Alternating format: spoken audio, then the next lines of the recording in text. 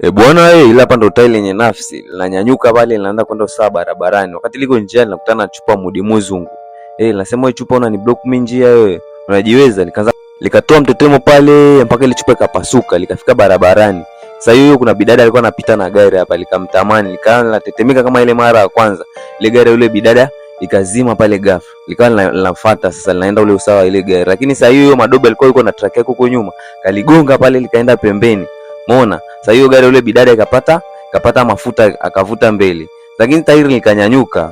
Likasema nitawatafuta nyinyi, haina noma. Sasa hiyo madobe alikuwa amepitia station kuweka mafuta, likamkuta, wewe ndio ulinigonga saa ile mimi nafukuzia mama yangu. Madobe anataka kuondoka hivi, anashangaa tairi liko linamwangalia, likaanza kutetemeka pale. Tetemeka, madobe hatunaye tena. Likaenda moteli, likasema wewe bidada ulinikimbia. Likawa nafungua mlango nataka kuingia pale. Sasa hiyo bidada akaona mbona mlango unafunguliwa?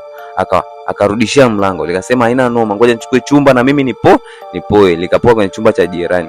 Sasa kesho yake mhudumu anafika hivi, anaingia anashangaa kitandani anaona vitu vyeusi. Sasa hiyo anashangaa maji bafuni yanamwagika. Anasema ngoja nikacheki. Kuingia hivi anakutana na tairi.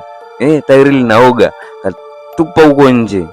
Unamaliza maji, tairi likanyanyuka. Akasema yani umenikasirisha. Unanitupa mimi nje. Unanifanyia uzalilishaji.